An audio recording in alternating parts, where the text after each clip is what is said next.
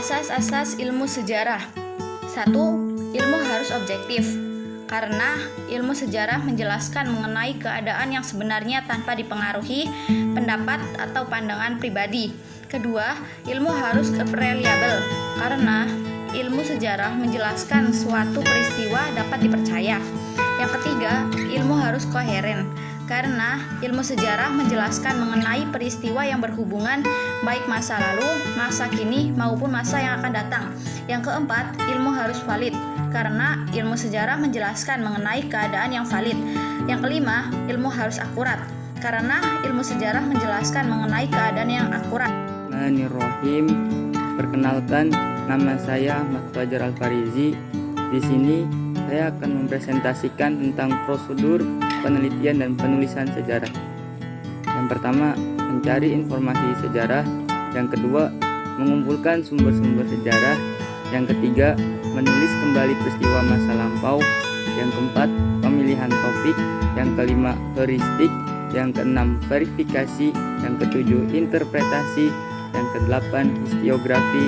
Dan yang kesembilan, melaksanakan bentuk penelitian sejarah. Jadi kesimpulannya yaitu informasi sejarah.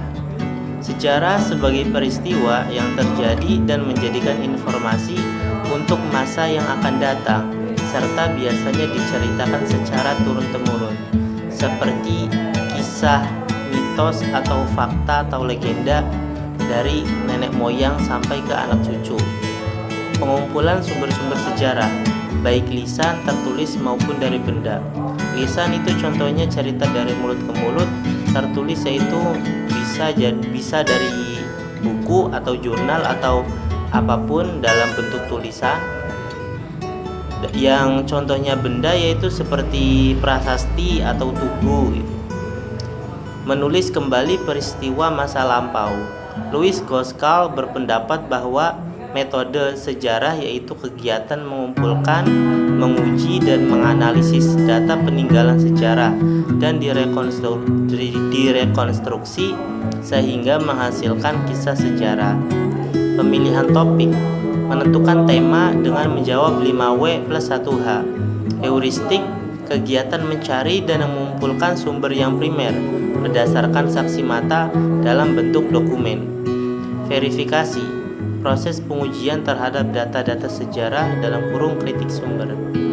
Interpretasi atau penafsiran sejarah memperlihatkan adanya unsur subjektivitas, yaitu sejawarawan memberikan tafsiran agar data sejarah dapat berbicara. Historiografi, penulisan sejarah. Bentuk penelitian sejarah, baik penelitian lapangan maupun penelitian kepustakaan. Baik, mungkin cukup sekian penyampaian materi dari kami. Kurang lebihnya mohon maaf. Wassalamualaikum warahmatullahi wabarakatuh.